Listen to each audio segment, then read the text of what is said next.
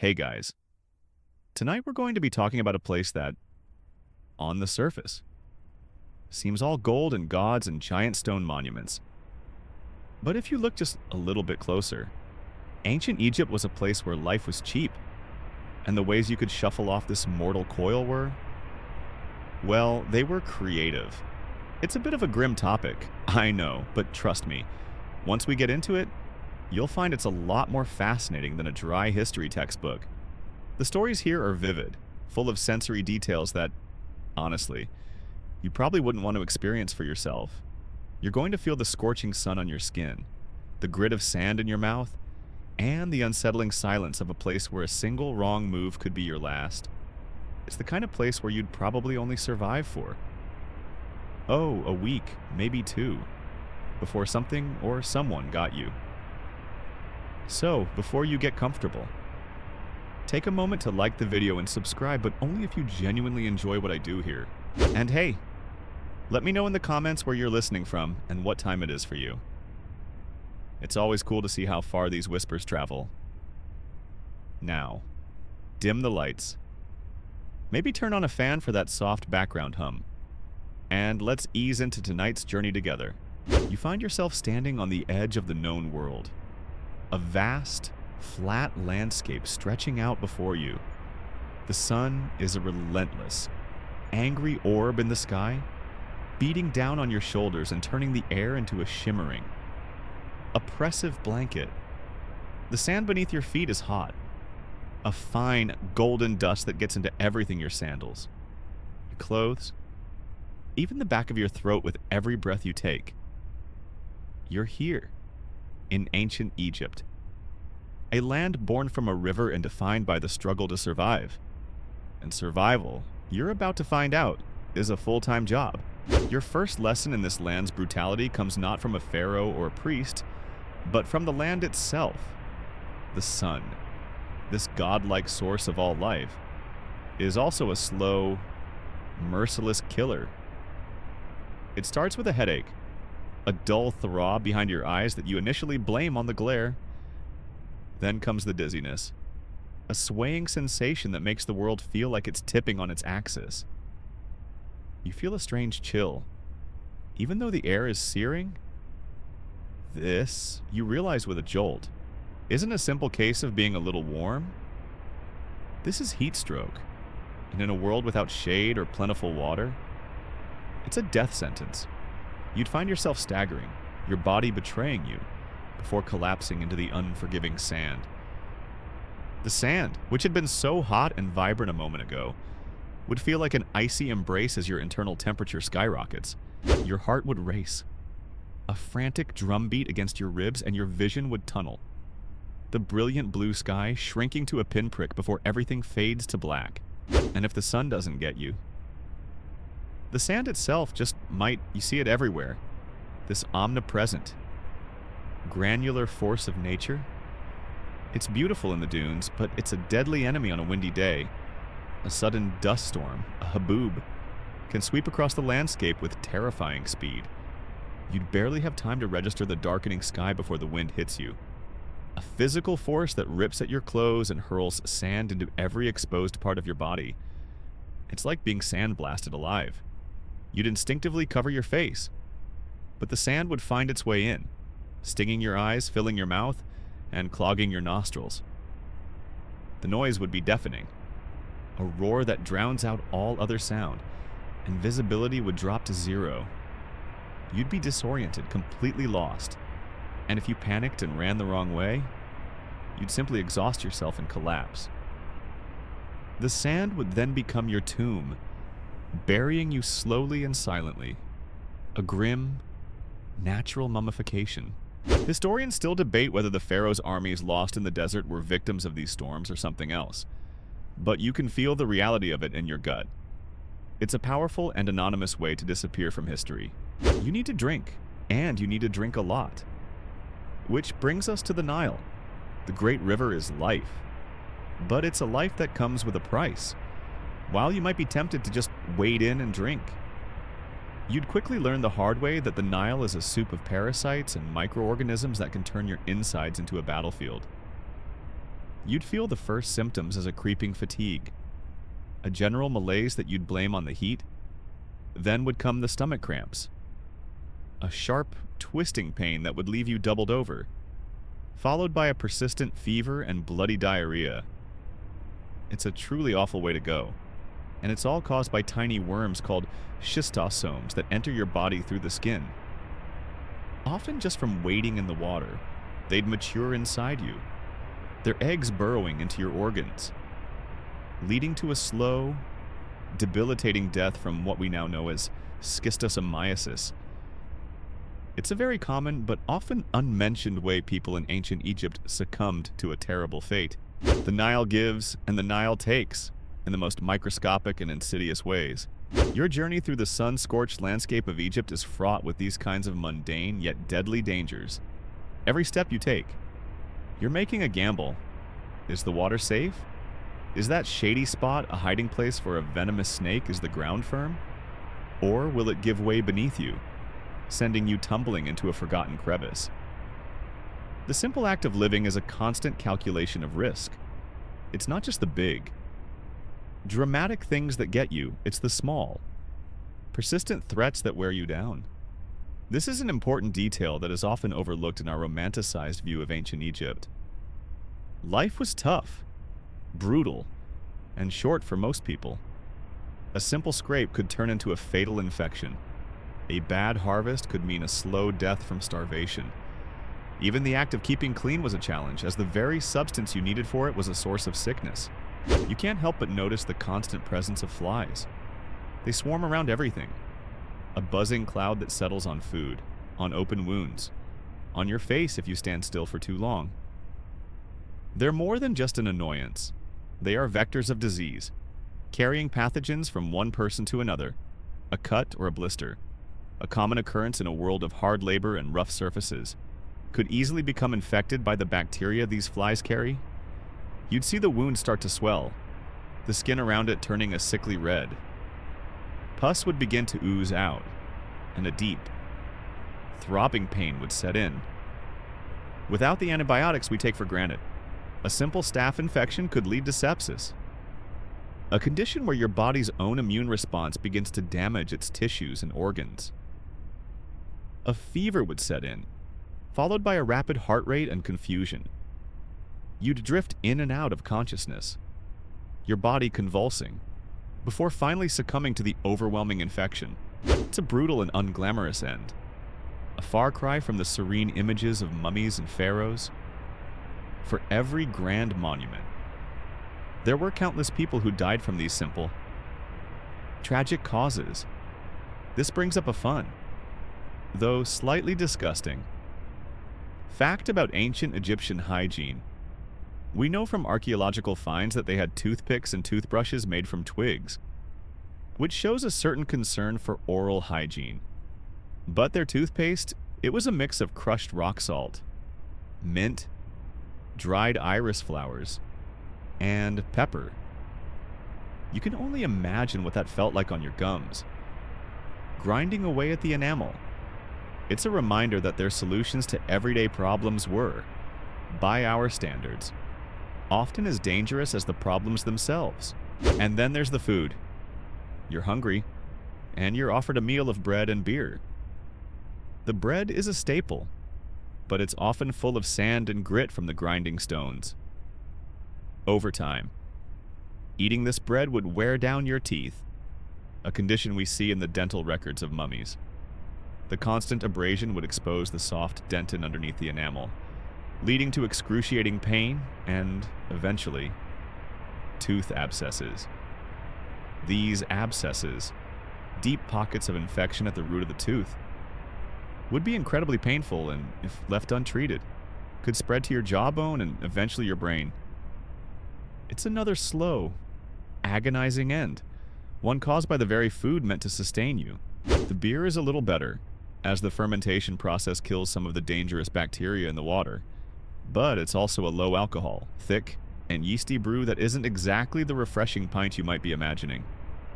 It was a source of calories, and for many, a safer alternative to drinking untreated water. But it also meant that many people were in a constant state of low-level intoxication, which probably led to its own set of dangers.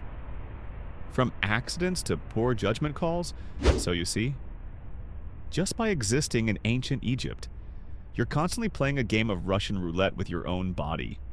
The very elements you need to survive the sun, the water, the food are all capable of killing you in slow, terrible ways. The environment is your first and most persistent enemy, a silent predator that waits for you to make a mistake, to get a little too tired, or to simply be in the wrong place at the wrong time.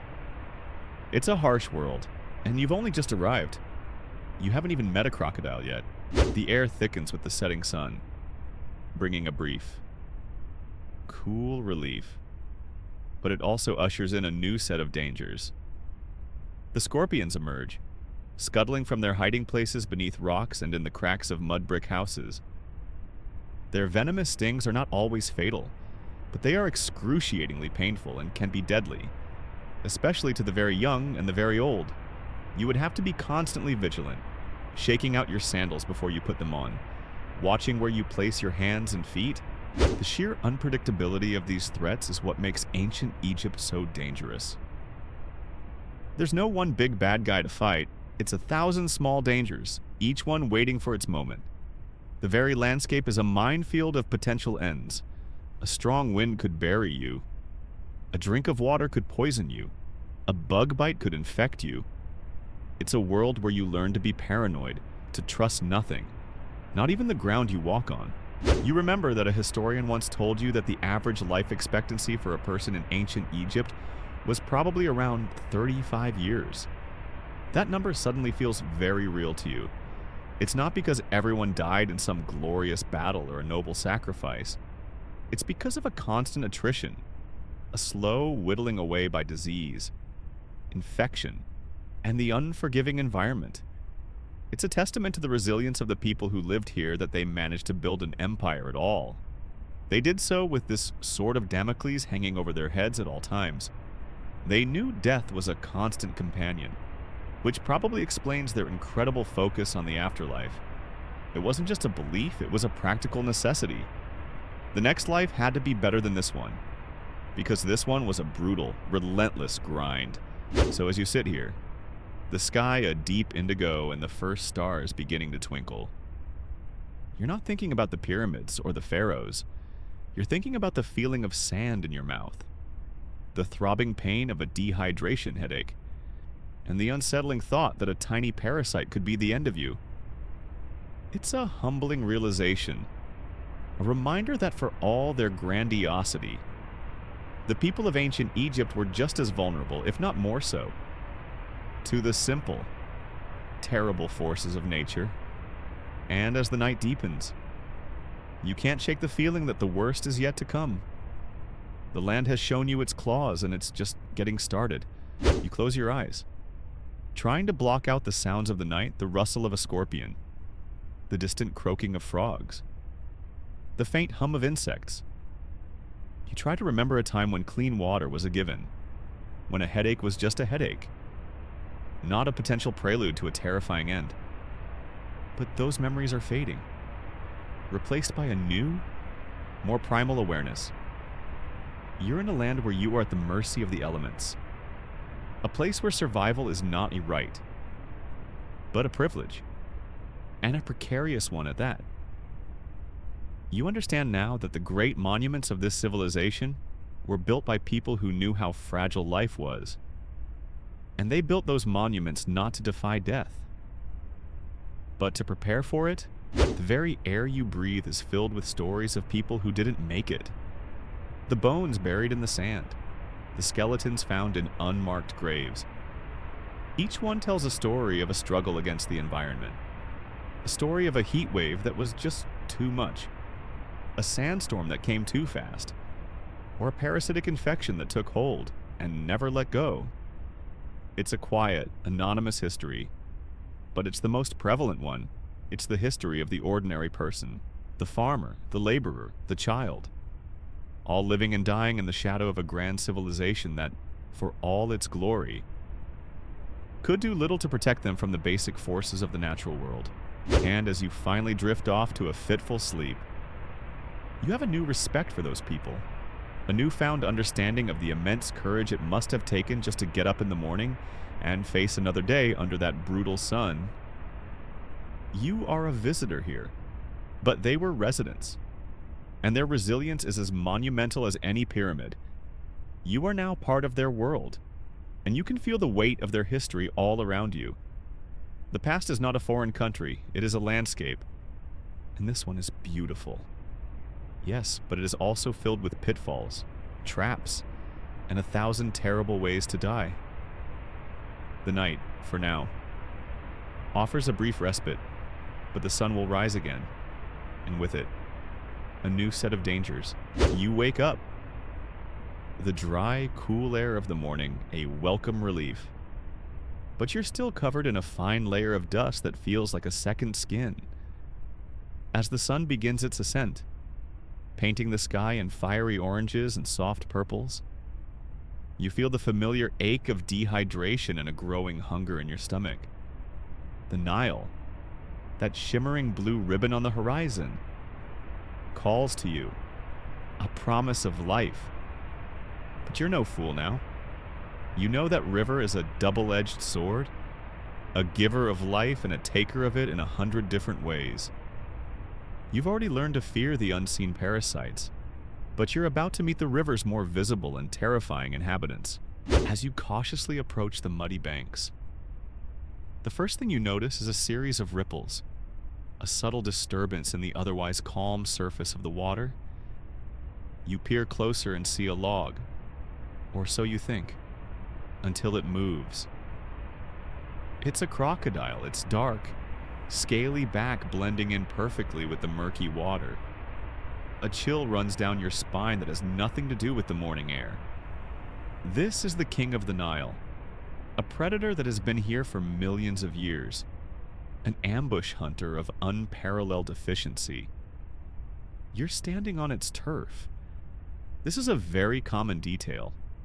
Yet we rarely consider what it meant to an ancient Egyptian to simply get a drink of water or wash clothes. Every trip to the river was a gamble. You'd be bending down, preoccupied with your task, and a crocodile could launch itself out of the water with incredible speed and force. There would be no warning, no time to scream. Just a sudden, violent lurch as its powerful jaws clamped down on your limb, your torso, whatever it could grab. The death that would follow is something out of a nightmare. The crocodile wouldn't just eat you, it would pull you into the water, dragging you down into the dark depths of the river. Its jaws would lock, a crushing grip that could snap bones with terrifying ease. You'd be pulled into a death roll, a spin designed to disorient and dismember its prey. You'd be powerless, a toy in the jaws of a prehistoric hunter, the world a disorienting blur of mud and water before the final darkness. It's a brutal, visceral death that leaves little to no trace. And it was a constant, everyday threat to anyone who lived and worked near the Nile.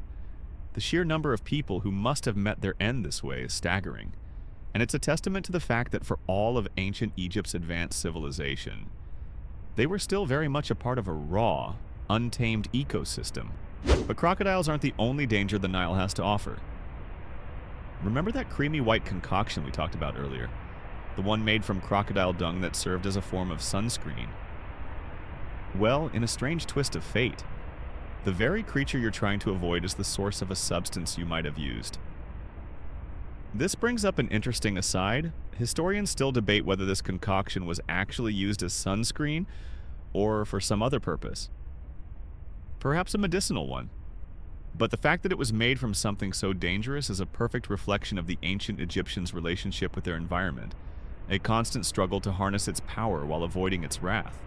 You also have to worry about the hippopotamus.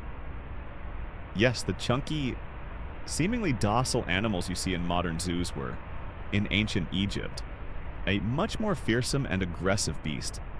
They were big, powerful, and notoriously territorial. If you were a fisherman in a small boat, a hippo could capsize you without a second thought. And once you were in the water, you were a lot less of a threat to them. The hippo's massive jaws could crush a man's bones with a single bite.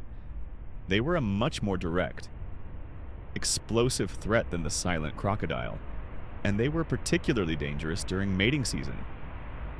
The male hippos, in a fit of territorial rage, would attack anything that came near their stretch of river. It's a shocking detail, but they were actually considered more dangerous to ancient Egyptians than crocodiles. A death by hippo would be swift and violent. You'd be thrown from your boat, disoriented and panicking. As the massive animal closed in, its head would break the surface of the water, its nostrils flaring, before it opened its enormous mouth, revealing teeth the size of daggers. A single bite would be enough to end you. It's a terrifying thought. That an animal we now associate with children's cartoons was a genuine and lethal threat to an ancient civilization. This is one of those fun little details that really puts things into perspective. Let's talk about a more subtle but equally terrifying way the Nile could claim you starvation. You see, the entire existence of ancient Egypt revolved around the Nile's annual flood. This predictable event, known as the inundation, brought with it the rich black silt that fertilized the land, making agriculture possible in an otherwise barren desert. Without the inundation, there was no harvest, and a lack of harvest meant famine. The stories you'd hear from the old-timers were of terrible years, when the river didn't rise, when the fields turned to dust, and when people's stomachs growled with a pain that never went away. Starvation is a slow, agonizing process. It begins with the gnawing hunger, a constant companion that overshadows all other thoughts. Your body, desperate for energy, would begin to consume itself. First, your fat stores would be depleted. Then your muscle tissue would begin to waste away. You'd become weak, your movements slow and deliberate, your body a fragile shell of what it once was. Your immune system would fail, leaving you vulnerable to every disease and infection imaginable. The world would take on a strange, surreal quality, the vibrant colors of Egypt fading to a dull gray as your vision dimmed. The end would come not with a bang, but with a whimper, a gradual fade into oblivion as your body finally gave up the fight. This wasn't just a hypothetical fear. There are historical accounts and archaeological evidence of famines in ancient Egypt, and they were devastating. For a civilization that prided itself on its abundance and its ability to feed its people, a famine was a profound crisis, both physically and spiritually. The pharaoh was seen as a divine figure, responsible for the prosperity of the land, and a failed inundation was a sign of his weakness or the god's displeasure. It was a crisis that could destabilize the entire country, leading to riots, chaos, and a complete breakdown of social order. And even if you survived the hippo and the crocodile, even if the Nile flooded on schedule, there were still the things you couldn't see. We've talked about schistosomes, but what about the various other diseases that were endemic to the region? The crowded cities and villages, with their limited sanitation, were breeding grounds for pathogens. You could get typhoid from contaminated water, a fever that would leave you weak and delirious.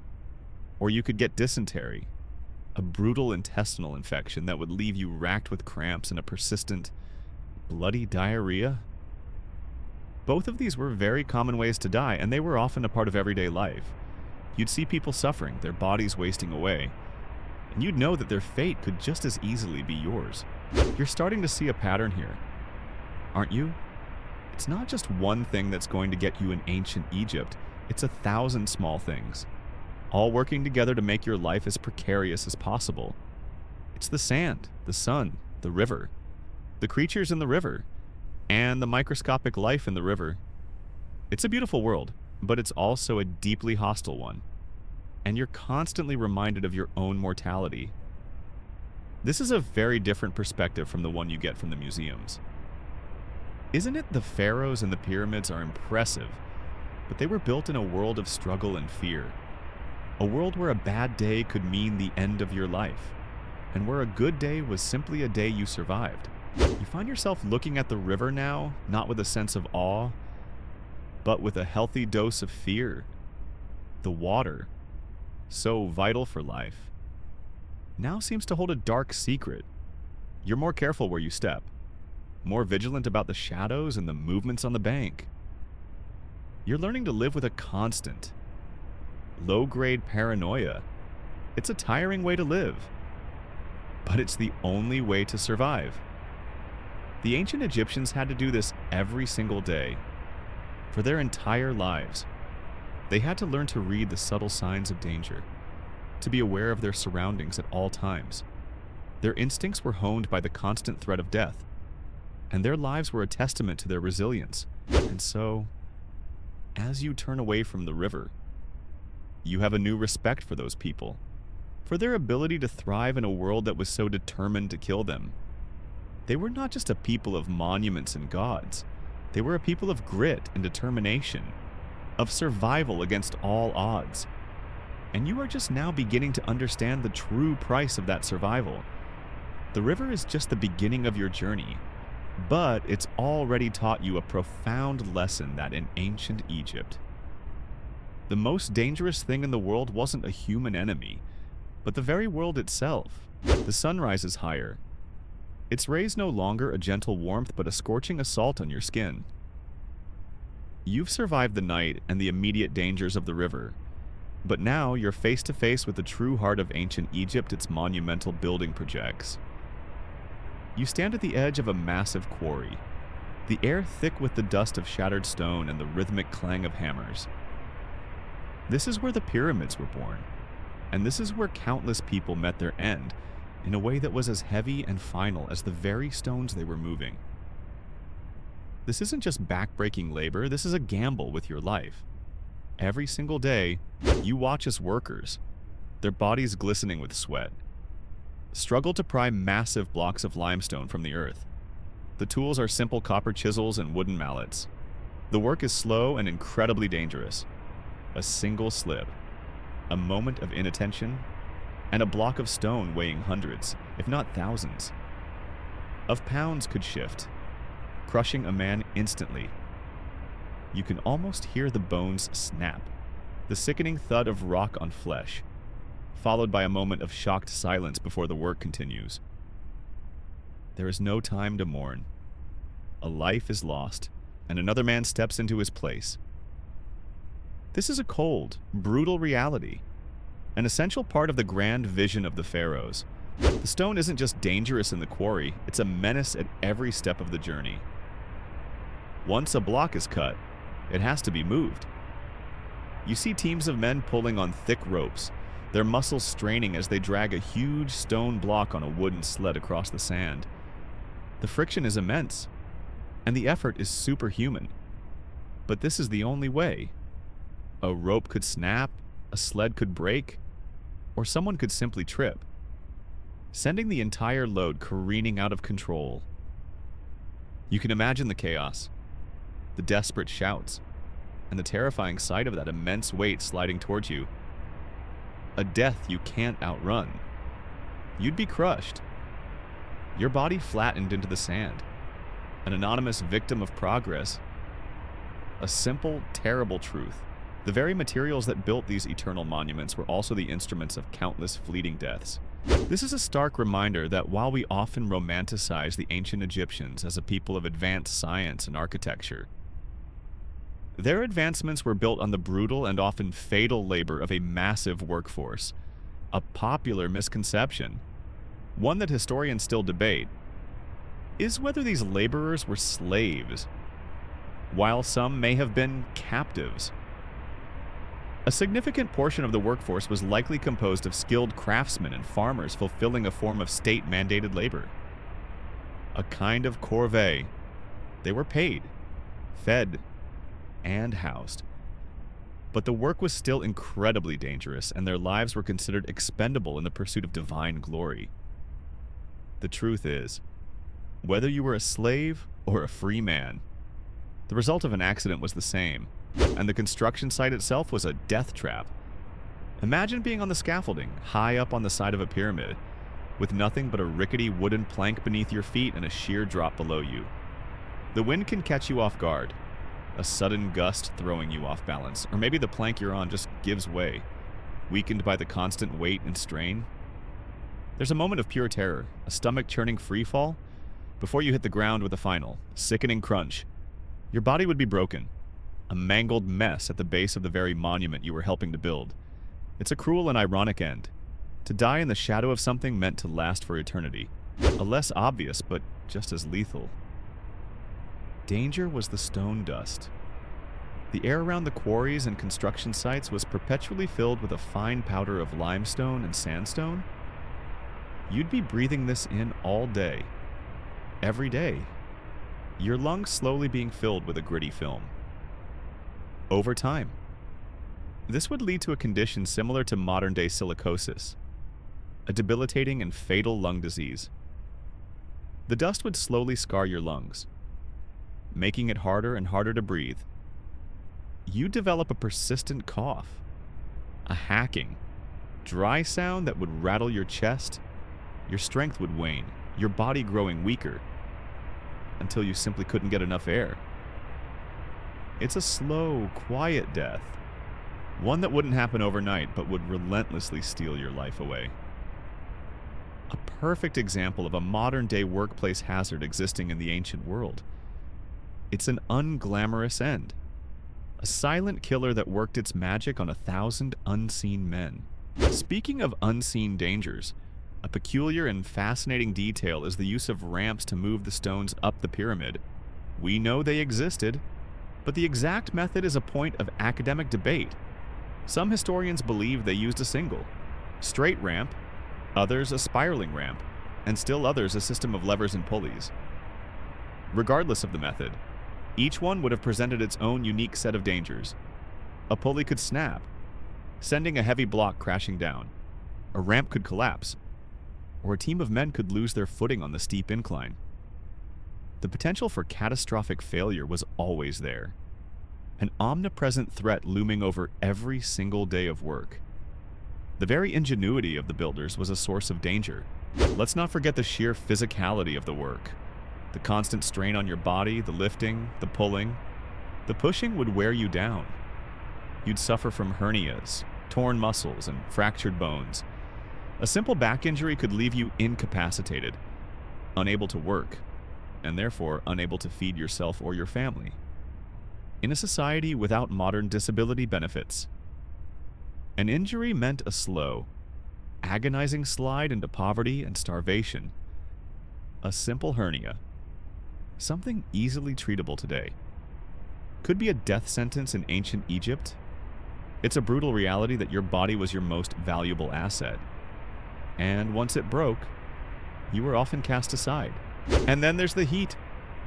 While the sun was a danger in the open desert, it was a particularly potent threat in the confines of a quarry or on the scorching face of a pyramid.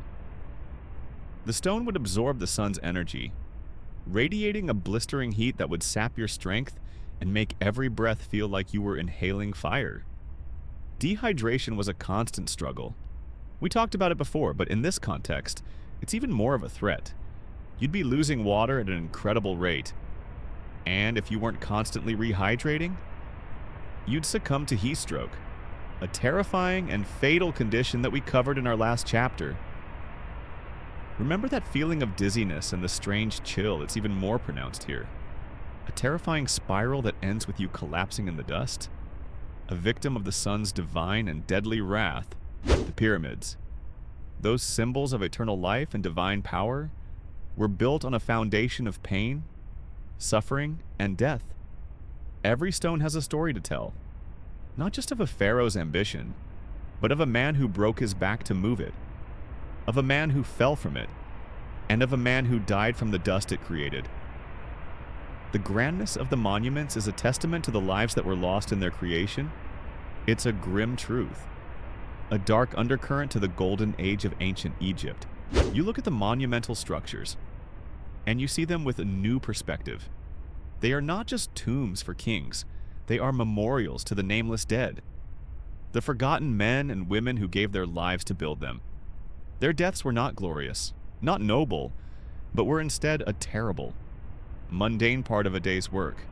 They were crushed, they fell, They got sick, and they starved, and their silent graves lie in the shadow of the very things they helped to build. The pyramids, for all their splendor, are also a monument to the terrible ways people died in ancient Egypt. The dust of the quarry still clings to your skin. A fine, gritty reminder of the brutal cost of monumental ambition. But you're in a city now, a bustling hub of life and commerce. The streets are a cacophony of sound, the chatter of merchants, the braying of donkeys, the distant hammering of artisans. You're surrounded by people. And for a moment, you feel a sense of safety. But you're about to learn that in ancient Egypt, the very act of seeking help for an ailment could be a terrifying journey in itself. This is a world without modern medicine, where a simple cut could be a death sentence and the cure might be worse than the disease. You feel a sharp, persistent ache in your leg, a deep, throbbing pain that has been growing for days. You remember getting a small scrape while moving a piece of wood. A tiny wound you thought nothing of. But now, the skin around it is red, swollen, and hot to the touch. This, you realize with a sinking feeling, is an infection, and in a land without antibiotics. This is not something to be taken lightly. You seek out a healer, a man or woman who claims to have the knowledge to help you. You're led into a small, dark room, the air thick with the smell of herbs and incense. The healer, a serious-looking individual, examines your leg, prodding at the swollen area, and you wince in pain. Their tools are simple and unsettling: a set of bronze probes, a few knives, and various small jars filled with strange-looking concoctions. A common but unsettling fact is that ancient Egyptian doctors, while advanced for their time in some areas, had a particularly gruesome approach to wound care. They believed in the power of magical incantations, but they also had a very hands-on, and often painful, approach to surgery. A horrifying and very real detail about ancient Egyptian medicine is their use of antimicrobial substances. We're talking about things that, to us, sound absolutely insane. They'd apply a mixture of moldy bread and honey to wounds, which, in a strange twist of fate, actually has some penicillin-like properties, but they'd also use things like crocodile dung. Yes, that substance again. You'd have to wonder if the bacteria in your wound was more dangerous than the bacteria in the dung. The thought of having that slathered on your infected leg is enough to make your stomach churn. And it's a perfect example of a practice that was a gamble at best. You'd either get lucky, and it would work, or the unsterile and septic nature of the treatment would only worsen your condition. The use of crocodile dung for medicinal purposes is a point of academic debate, with some historians questioning its true application, but the fact that the Egyptians even considered it speaks to their desperate measures. But what if the infection was deeper? What if it had spread to the bone? This is where the truly brutal parts of their medicine come in. The healer would decide that the only way to save you was to cut out the infected tissue. You'd be given a bit of opium or mandrake root to dull the pain, but it would do little to completely numb the sensation of a sharp knife digging into your flesh. You would feel the searing pain of the incision, the scrape of the blade against your bone, and the agonizing process of having a part of your own body cut away. The lack of proper sterilization meant that this procedure was a huge gamble. The knife itself could be carrying disease. And the wound, once it was opened up, was an open invitation for more infection.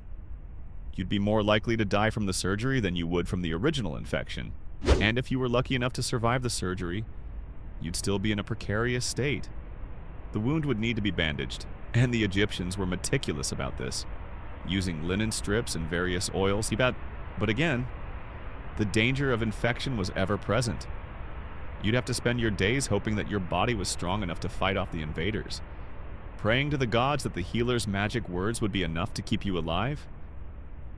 It's a terrifying thought, to know that your fate rested not on the skill of the surgeon, but on the roll of a cosmic dice. This isn't just about surgical procedures, either. a simple dental problem could be a death sentence. We talked about how the grit in their bread wore down their teeth. This often led to painful abscesses, deep infections at the root of a tooth. The only solution for this was extraction. You'd be seated, your head held firmly, while a primitive tool was used to pull the tooth from your jaw. The pain would be unimaginable, and the risk of the infection spreading to your brain was incredibly high. You'd have a massive headache, a high fever, and you'd eventually slip into a coma before dying. This is a very common way people died in ancient Egypt, a fact that is often overlooked. Their dental hygiene, while they tried their best with those twig brushes, was simply not enough to combat the constant abrasion from their diet. The ancient Egyptians also had a very specific way of dealing with venomous snake bites, and it was often just as dangerous as the bite itself. A snake bite, particularly from a cobra, was a death sentence. The venom would spread through your body, causing a slow, painful paralysis. Your lungs would eventually stop working, and you'd suffocate. To combat this, healers would often use a combination of poultices, charms, and what we might now call folk remedies, but a particularly gruesome method was to try and suck the venom out of the wound. This was a hugely risky move, as it meant the venom could enter the healer's body through their mouth. And it was largely ineffective. You'd be watching as a person tried to save you, knowing that they were probably going to die with you. It's a tragic, horrifying scene, and it was a common reality. The sheer desperation of ancient medicine is a theme you see again and again. They were trying to understand the human body and its ailments without the benefit of scientific knowledge. They were guessing, using a combination of observation, superstition, and what we might call trial and error. And the errors were often fatal. A doctor, for all their good intentions, could just as easily kill you as they could save you. It's a brutal reality, a chilling reminder that while the ancient Egyptians were a people of great intellect and ambition, they were also a people living in the dark ages of medicine. This brings up a fascinating tidbit, the Ebers Papyrus. One of the most important medical texts from ancient Egypt is a treasure trove of information. It contains spells and incantations, but it also contains over 700 remedies for a variety of ailments. Some of these remedies are surprisingly effective, but others are pure nonsense. For example, it suggests a remedy for a headache that involves tying a cord around your head, or a cure for baldness that involves a mixture of various animal fats. It's a perfect encapsulation of their medical philosophy, a mix of practical knowledge, superstition, and a willingness to try anything. This is a subtle but important detail because it shows that even the most educated of their healers were still operating on a wing and a prayer. So, as you limp out of the healer's hut, your leg bandaged and throbbing, you're not filled with a sense of relief. You're filled with a sense of dread. You know that you are not out of the woods, not by a long shot. The next few days will be a test of your body's will to survive against the odds. The simple scrape on your leg has become a life or death situation, a brutal gamble in a world where there are no guarantees. You've now seen that for all the glory and grandeur of ancient Egypt. The most terrifying thing in this world might just be a doctor's visit. You've survived the brutal dangers of the environment and the terrifying gamble of ancient medicine. But now you're about to encounter a different kind of killer, one that wears a human face. The air in the city is thick with rumors and whispers, stories of powerful people falling from grace, of officials disappearing in the night, and of sudden, mysterious deaths in ancient Egypt. Power was absolute, and with absolute power came the absolute certainty of betrayal, conspiracy, and divine retribution. This is a world where a misplaced word, a perceived slight, or a forgotten ritual could be the end of you. You're a minor official, perhaps a scribe, a small cog in the grand machine of the pharaoh's court. You see things, you hear things, and you're privy to a world of intrigue that is both fascinating and incredibly dangerous.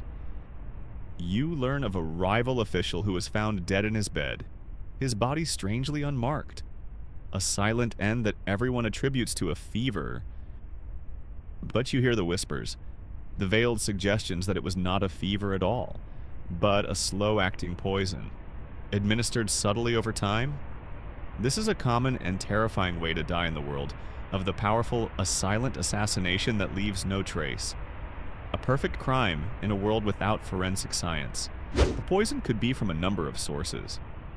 A fun but deeply unsettling fact. The ancient Egyptians were masters of herbalism and alchemy, and they knew how to extract deadly toxins from plants and animals. You might be offered a cup of wine or a piece of bread that has been subtly laced with a substance from a certain type of mushroom, or perhaps from the seeds of a castor plant. The symptoms might mimic a natural illness, a stomachache, a fever, or a gradual weakness.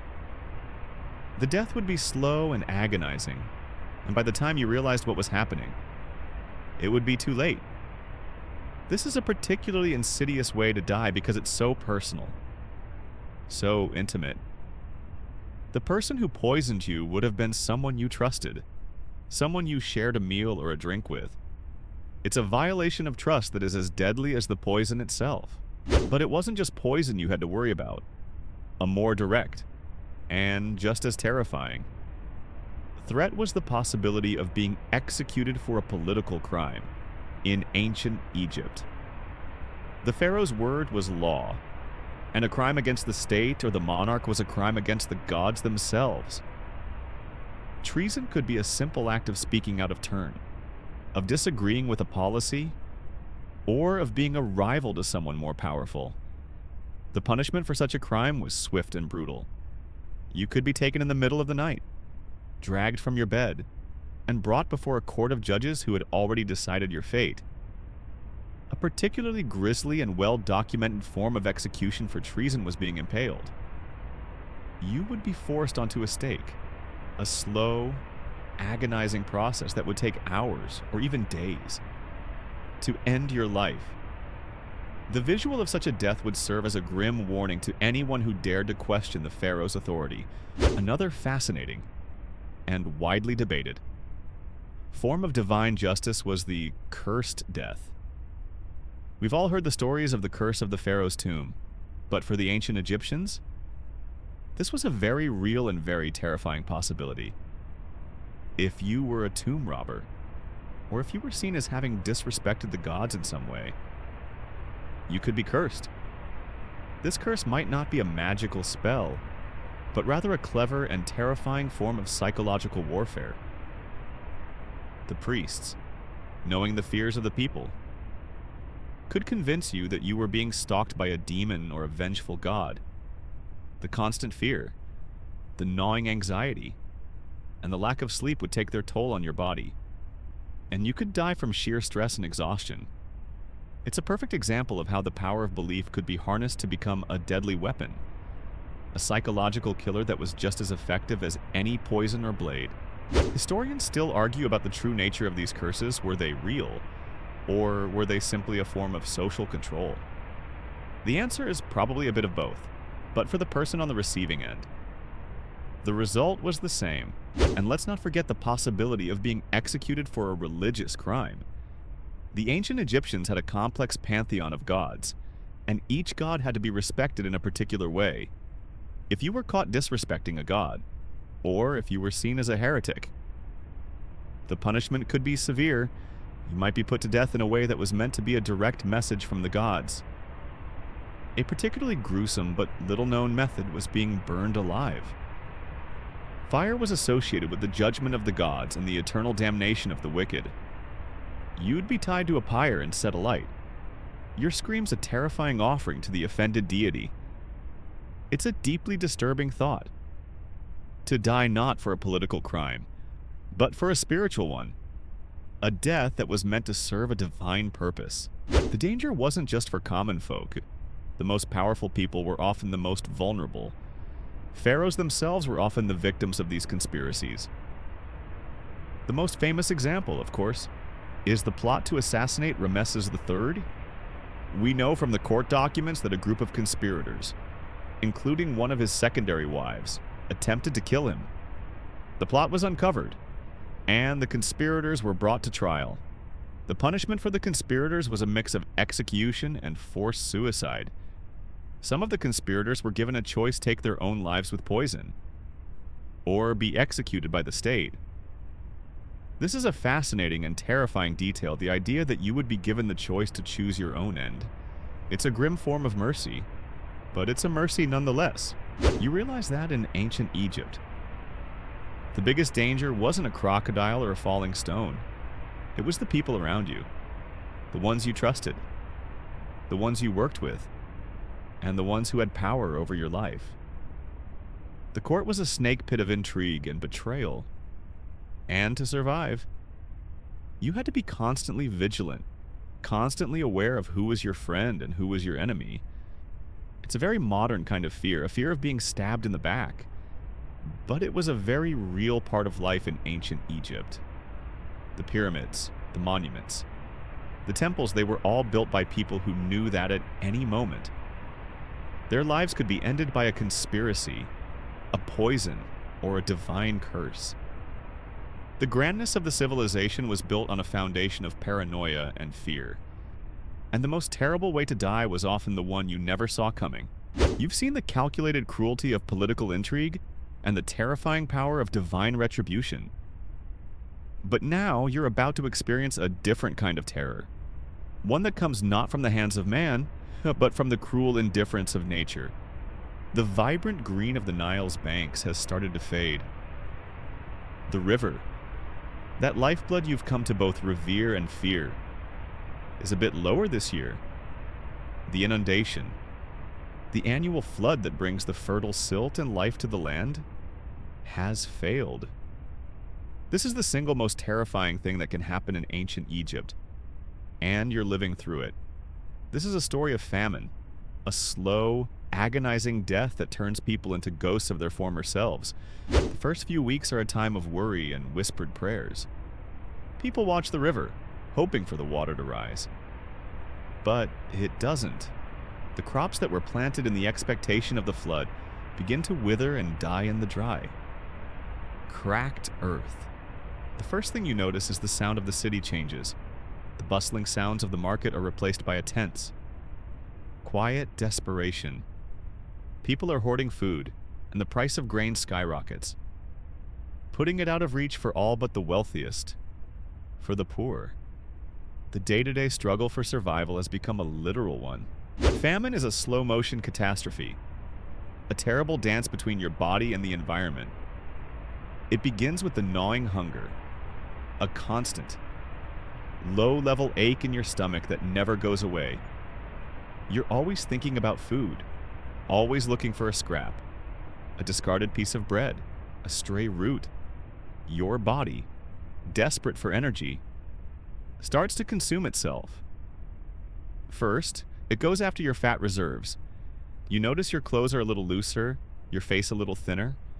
You feel a strange lightness, a fleeting sense of energy that quickly gives way to fatigue. Then, the true horror of starvation sets in. Your body starts to consume your muscles, turning your own flesh into energy. You feel weak. Your movements slow and deliberate. Your arms and legs become thin. And your stomach, swollen with a condition known as kwashiorkor, protrudes grotesquely. This is a particularly harrowing detail, an image that is often associated with modern-day famines but was a very real part of life in ancient Egypt. The lack of protein in their diet, especially for the young, would cause this terrible bloating. It's a cruel irony, to look full while you are literally starving to death. The physical pain is constant, but the mental anguish is just as bad. You are consumed by apathy and depression. The vibrant world around you begins to fade, its colors becoming dull and lifeless. You find it hard to concentrate, to think, to even feel. Your body is in a state of suspended animation, a grim waiting game for the inevitable end. You'd see children, their eyes wide with hunger, their bodies frail and thin, their bellies distended. Their cries would be a constant, heartbreaking soundtrack to the unfolding tragedy. In the midst of this desperation, you also witness the breakdown of social order. People become feral, driven by the primal need to survive. The old ties of community and family begin to fray. People steal from their neighbors, and violence becomes a common occurrence. A simple bag of grain could be a reason for a fatal fight. The desperation of the people is so palpable you can almost taste it in the air. The pharaoh, seen as a god on earth, is blamed for the famine. His power, his very divinity, is called into question, and as a result, the very structure of the civilization begins to crumble. There are historical accounts of famines, like the one during the reign of King Djoser in the Third Dynasty, which are a fascinating and terrifying detail. The text, known as the Famine Stela, describes a 7-year famine caused by a low Nile flood. It paints a vivid picture of the suffering, describing people hungry and lean, and the complete collapse of social order. It's a powerful reminder that even the most powerful of pharaohs was at the mercy of the Nile. This is a point of academic debate. However, some historians believe the Famine Stela is a later fabrication, a kind of historical propaganda. But regardless of its authenticity, it's a perfect encapsulation of the ancient Egyptians' deepest fear. Famine also made you incredibly vulnerable to disease.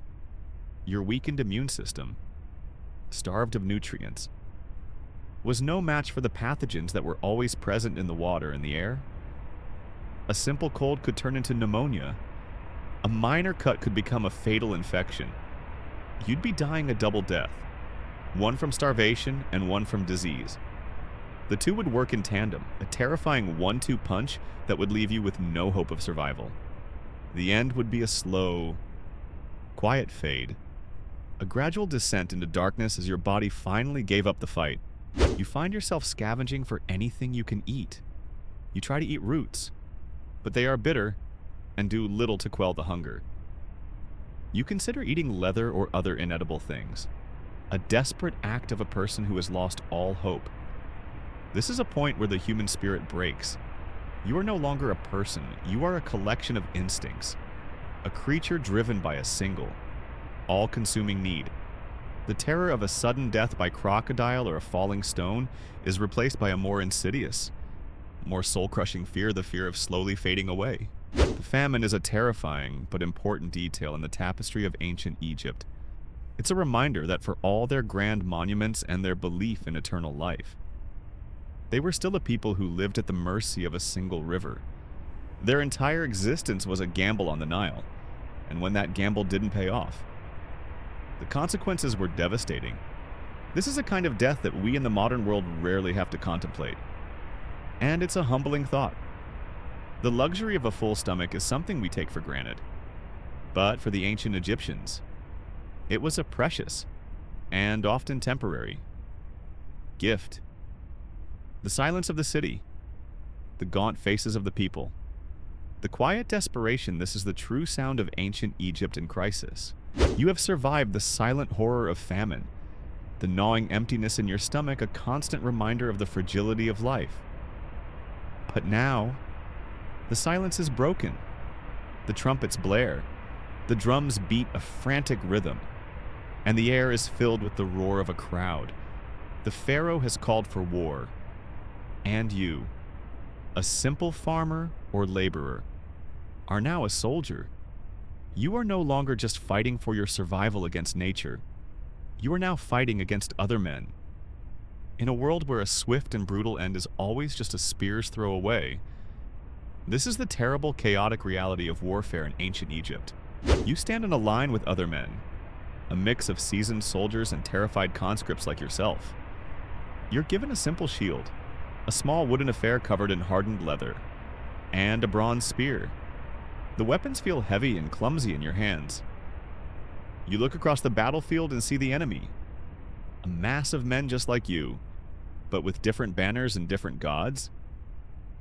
The battle begins not with a charge, but with a terrifying shower of arrows. You hear the distinct whistling sound as they fly through the air, followed by the wet thud of them hitting flesh. A man next to you crumples, a shaft buried deep in his chest. His death is not glorious or heroic. It's a sudden, ugly, and anonymous end. This is a cold, hard fact of ancient warfare. The most common cause of death wasn't a sword to the gut, but an arrow to the heart. Once the arrows have done their work, the real horror begins. The two lines of men clash, a chaotic, brutal melee of pushing, shoving, and stabbing. The air is thick with the smell of sweat, blood, and fear. You find yourself face to face with an enemy soldier, his eyes wide with the same terror you feel. Your shield is heavy, your spear is clumsy, and your training is non-existent. You parry a thrust, then another, your heart pounding in your ears. This isn't the choreographed dance of a modern movie battle. This is a desperate, messy struggle for survival. A single mistake, a moment of hesitation, and a bronze blade could be thrust into your chest, your stomach, your neck. The pain would be immense, a searing fire that would leave you gasping for breath as your life ebbs away. A less obvious, but just as lethal, danger was the chariot. The ancient Egyptians were masters of chariot warfare, and these two-wheeled war machines were a terrifying force on the battlefield. You'd hear them before you saw them. The thunder of hooves and the roar of the wheels on the dry earth. They'd charge into the disorganized ranks of infantry, their archers raining down arrows from a high vantage point, their wheels and horses trampling anyone in their path. If you were unlucky enough to be caught in the path of a chariot, you'd be crushed under the weight of the horses and the wheels. Your body a mangled, broken mess. It's a particularly brutal and impersonal way to die. A death that turns you from a person into a statistic, a casualty of a machine of war. The wounds themselves were often a death sentence, even if you survived the initial blow. The bronze weapons of the Egyptians were not as clean and sharp as modern steel. They would create jagged, dirty wounds that were ripe for infection. Remember our talk about ancient medicine. Now imagine that terrifying gambit on a battlefield. You'd be carried off. A deep cut on your arm, a gash on your leg, and the healers would do their best with their unsterile tools and their crocodile dung remedies. A simple wound, one that would be easily treatable today, would fester and become a breeding ground for bacteria. You'd get a fever, a throbbing pain in your limb, and you'd slowly succumb to sepsis, your body shutting down from the inside out. A battlefield death wasn't just about the initial moment of impact. It was about the slow, agonizing decline that followed. This is a grim but often overlooked truth of ancient warfare. And then there was the routing, the moment when the line broke and one side began to flee. This was often the most dangerous part of the battle, in the chaos of a retreat. You'd be running for your life, your back to the enemy. An arrow could find you from behind. A spear could be thrust into your back, or you could simply be trampled by your own fleeing comrades. It's a panicked, desperate race to survive, and for many, it was a race they lost.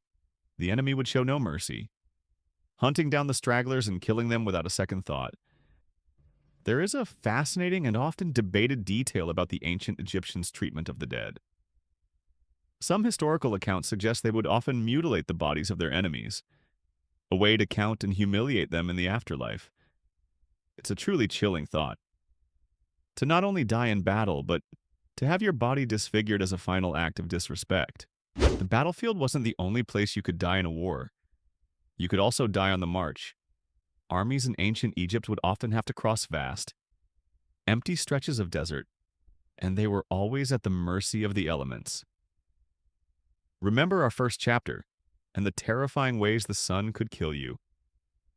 Now imagine that on a massive scale. You'd be marching all day, your feet sore, your throat dry, your body losing water at an incredible rate.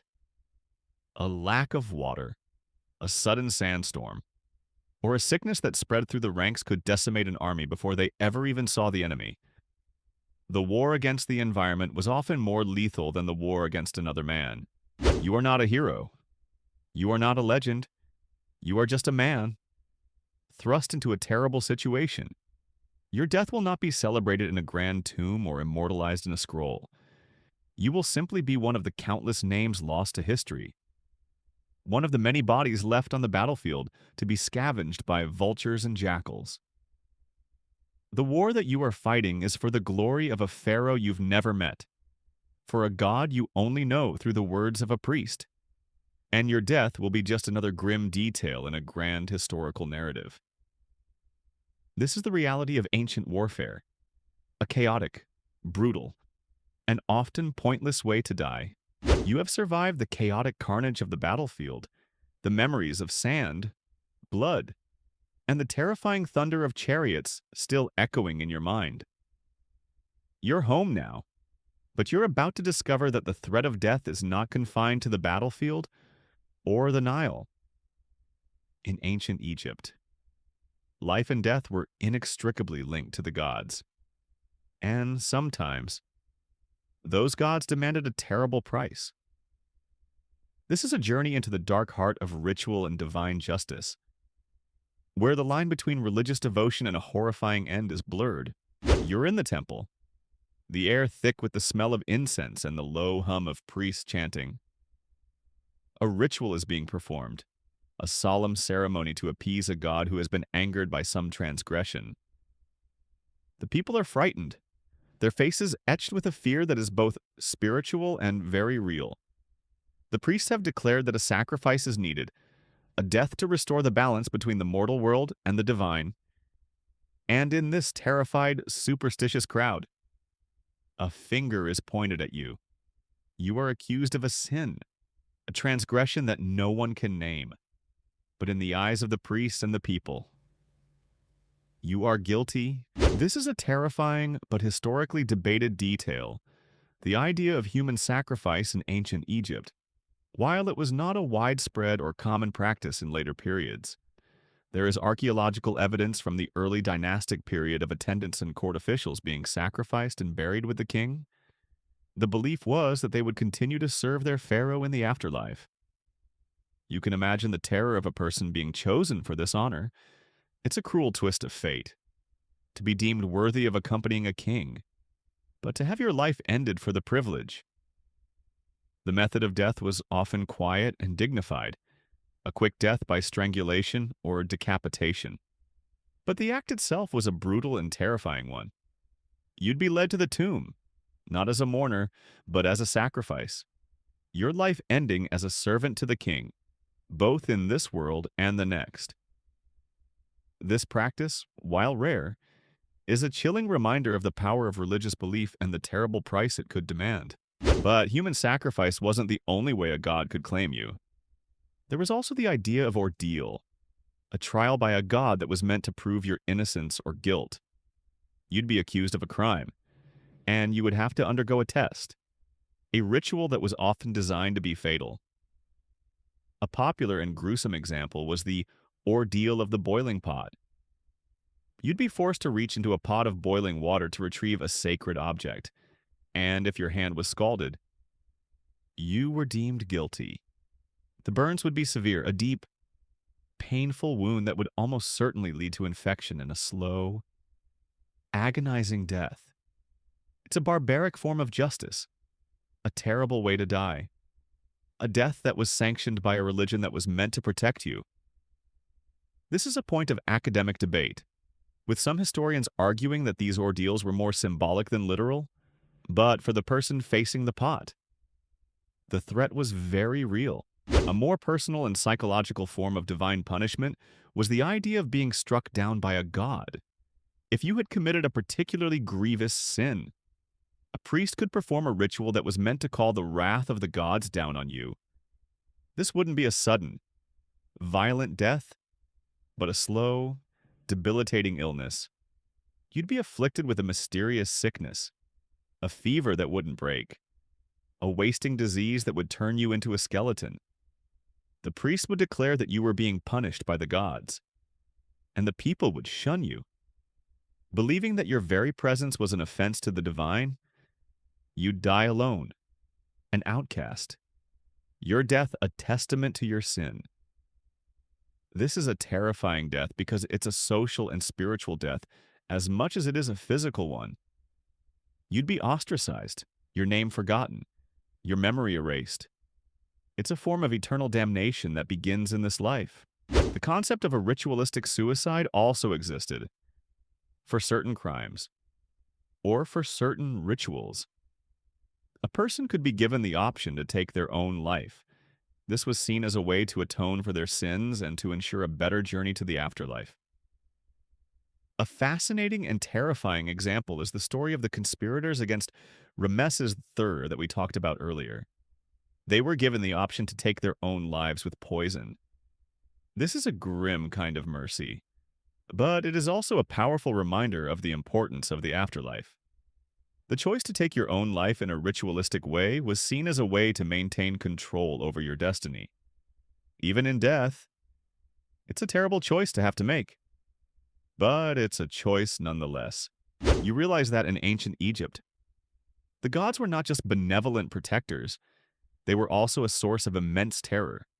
Their whims and their anger a constant threat to your life. The priests, their interpreters, held an incredible amount of power over life and death. Your fate could be decided by a ritual, a prophecy, or a simple accusation. The fear of divine retribution was a powerful tool of social control, a way to keep the people in line and to ensure that the pharaoh's will was done. The temples were not just places of worship, they were also places of fear, where a single misstep could lead to a swift and horrifying end, the final and most terrifying. Ritualistic death was one that we've all heard of, but rarely consider from the victim's perspective being mummified alive. While this is a common trope in horror movies, it's also a grim but fascinating point of historical debate. There's no hard evidence of people being mummified alive, but the idea itself is a terrifying one. The process of mummification was a long and complex one, and to be a living participant would be a slow, suffocating, and terrifying end. Your body would be drained of its fluids, your organs removed, and your brain pulled through your nose. The thought of experiencing this while you are still alive is a truly nightmarish one. And while it might not have been a common practice, the sheer terror of the idea would have been a powerful deterrent to anyone who thought of crossing a priest or a pharaoh. So, as you walk away from the temple, you carry with you a new and terrible understanding. The gods of ancient Egypt were not just distant, benevolent figures. They were a living, breathing part of your world, and their power was absolute. Your life was not your own, it was a gift from them, and they could take it back at any time, for any reason. Your death, in this context, was not just an end, it was a ritual, a sacrifice, a punishment, or a reward. It was a terrifying dance with the divine, and you were a reluctant participant. You've made it through the terrors of the temple and the fearsome power of the gods. You are now back in the world of the living, but the world itself is still a constant threat. As you walk through the fields, the rustle of the papyrus and the swaying of the grain seem to hold a secret, a silent promise of a new and terrible way to die. In ancient Egypt, the danger wasn't just from men or gods, it was also from the countless venomous creatures that shared your world, hiding in the shadows and waiting for their moment to strike. This is a story of the serpent's kiss, a swift and lethal end that could come at any time, in any place. The most feared creature in all of Egypt, a creature so powerful it was worshipped and worn on the headdresses of pharaohs, was the cobra. Its venom, a potent neurotoxin, was a fast-acting killer.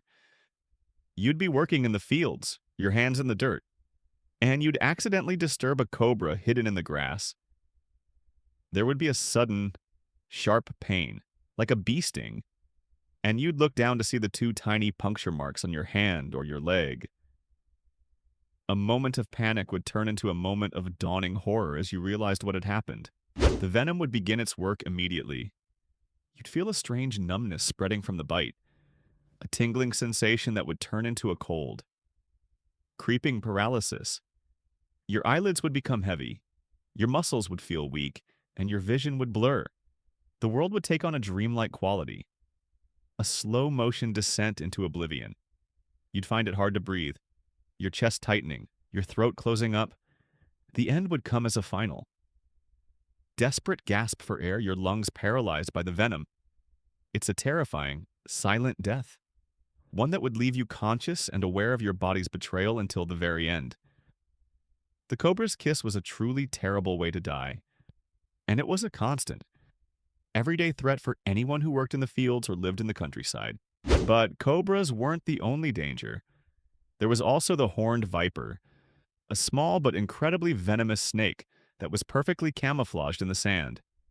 Its bite was often a surprise, a sudden, blinding pain that would leave you gasping. The viper's venom, a potent hemotoxin, would attack your blood, causing your body to swell and your blood to stop clotting. You'd bleed from your nose, your mouth, and the bite wound itself. The pain would be intense, a burning fire that would spread through your body as your blood vessels ruptured. You'd die from internal bleeding, your body a bruised and swollen mess. It's a gruesome, agonizing death, a slow and painful journey to the grave. And it wasn't just the snakes you had to worry about. The desert was also home to a variety of other venomous creatures, each one a potential killer. The fat-tailed scorpion, for example, was a small, unassuming creature, but its venom was incredibly potent, a powerful neurotoxin that was often fatal, especially to children and the elderly. A sting from a fat-tailed scorpion would cause a sharp, agonizing pain, followed by convulsions, sweating, and an inability to breathe. It's a terrifying death, a convulsive struggle against your own body's paralysis, and it was a constant threat to anyone who lived in a mud brick house or slept on the ground.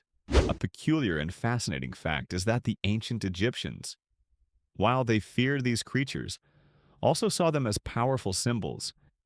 The cobra, in particular, was a symbol of divine power and was often worn on the pharaoh's crown, a grim reminder of their power to give life and to take it away. This is a point of academic debate. Some historians believe that the reverence for these creatures was a form of appeasement, a way to show respect to a force of nature they couldn't control. It's a perfect encapsulation of the ancient Egyptian mindset, a mix of fear, respect, and an attempt to harness the power of a terrifying thing. The danger wasn't just in the fields or the desert, it was also in your own home. The mud brick houses of the ancient Egyptians were a perfect hiding place for scorpions and snakes. You'd be reaching for a pot, and a scorpion would sting you. You'd be sleeping on the floor, and a snake would bite you. The sheer unpredictability of these deaths is what made them so terrifying. You could do everything right. You could be a good person. You could worship the right gods. But a single, silent creature could end your life in a moment. A brutal and anonymous end that had nothing to do with your virtue or your fate. This is a subtle but important detail, the democratic nature of these deaths. A snake bite or a scorpion sting didn't care if you were a pharaoh or a farmer. Death by venom was a great equalizer, a grim reminder that no matter how powerful you were still at the mercy of the natural world.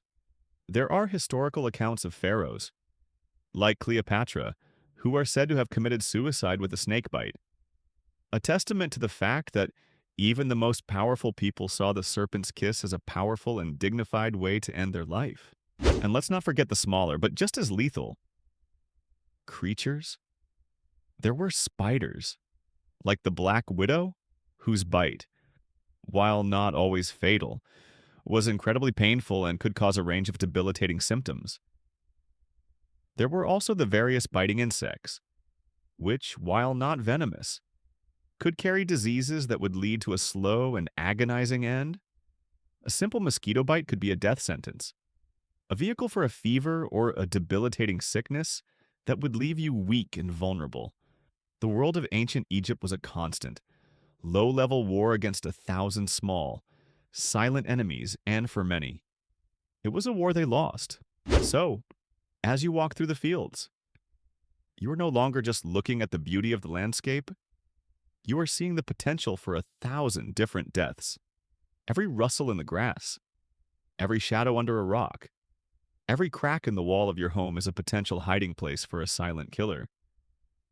The serpent's kiss is a grim reality, a part of the tapestry of life in ancient Egypt.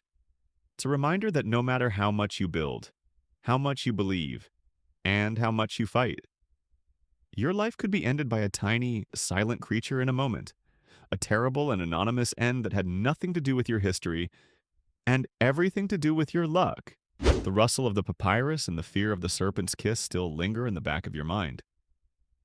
You have faced the terrible ways people died in the sun-scorched world of ancient Egypt. But there is one final journey you have yet to take. One final and terrifying death to contemplate. This is the journey to the afterlife, a path fraught with peril and the ultimate fear, the final judgment, for the ancient Egyptians. Death wasn't an end, it was a transition, a perilous voyage that you could fail. And if you did, the consequences were more terrible than anything you've experienced in the world of the living. You feel a strange, disorienting lightness, a sense of detachment from your physical body. You are a spirit, a ka, and you are standing at the threshold of the underworld. The duat. The journey is long and perilous, a voyage through a dark, terrifying world filled with demons, monsters, and 1,000 different traps designed to snare the unwary and the unworthy. You must navigate this treacherous landscape, using spells and incantations from the Book of the Dead, a book you hoped would guide you, a text that was meant to be your map and your protection. A fascinating and often misunderstood detail is that the ancient Egyptians didn't just believe in a single, simple afterlife. There were many different possibilities, many different ends, and the most terrifying of these was the end of your very existence. A second death, an eternal annihilation that was worse than any mortal suffering. This is the ultimate fear, the fear of being erased from the fabric of the universe. Your soul, your very being, completely unmade. Your journey through the duat is a test of your knowledge, your worthiness, and your virtue. You are being judged at every turn. Your actions in the world of the living being weighed against a cosmic standard. A common but terrifying trial was the lake of fire, a lake filled not with water, but with a searing, eternal flame. You had to navigate this lake, your spirit purified by the fire. But if you were unworthy, if your soul was too heavy with sin, you would be consumed by the flames, your spirit burning away into nothingness. But the final and most important judgment was the weighing of the heart. You are standing in the hall of two truths, and you are face to face with the great god of the dead, Osiris and his court. Before you is a set of scales, and on one side is a feather, the feather of Mahat, the goddess of truth, order, and justice. On the other side is your heart, your essence, the record of your every thought, word, and deed. You have to confess your sins. A list of negative confessions, saying, I have not stolen, I have not killed, and so on.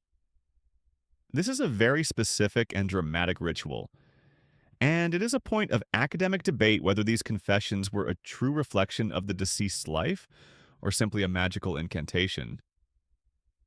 The truth is, for the ancient Egyptians, they were a solemn and terrifying moment of truth. The final, terrifying moment comes when your heart is placed on the scale. You watch, your spiritual self holding its breath. As the scales waver, if your heart is lighter than the feather, you are declared worthy. You are allowed to pass into the blessed land of the afterlife, a paradise of fields and eternal happiness. But if your heart is heavy, if it is weighed down by sin, the scale tips, and there, waiting at the foot of the scale, is the most terrifying creature in the entire ancient Egyptian pantheon, the Ammit. The devourer of the dead. The Ammit is a grotesque chimera, a monster with the head of a crocodile, the body of a lion, and the hindquarters of a hippopotamus. Its purpose is singular and terrible to devour the souls of the unworthy. You would watch, in a state of pure terror, as the Ammit opened its massive tooth-filled jaws. There would be no second chance, no plea for mercy. Your soul, your essence, your entire being would be consumed by this monster and you would cease to exist. This is the ultimate, terrible way to die. A death that erases you from history and from eternity. It's a second death that is final, absolute, and utterly horrifying. This final judgment is a terrifying and profound concept. It's a testament to the ancient Egyptians' belief in accountability, in the idea that your actions in this life had eternal consequences. The fear of the Ammit, the fear of eternal annihilation, was a powerful motivator. A way to ensure that people lived their lives with a sense of purpose and a fear of divine retribution. It's a chilling reminder that for the ancient Egyptians, death was not the end, but the beginning of a final and terrifying trial. As you stand in the Hall of Two Truths, watching the scales waver, you feel a sense of overwhelming finality. This is it. This is the moment of truth. Your entire existence, all the suffering, all the struggles, all the terrible ways you could have died in the mortal world, all of it has led to this moment. And now, you are at the mercy of the gods, at the mercy of your own heart, and you are about to discover, in the most terrible way possible, that in ancient Egypt, the greatest fear of all was not death, but a second, eternal death, a complete and total annihilation. This is the last terrible way to die in ancient Egypt. The final, terrifying journey. And as the scales settle, and the Ammit lets out a low growl, you realize that your story, and the story of every person who lived and died in this beautiful and brutal world, was always leading to this moment. This is the end.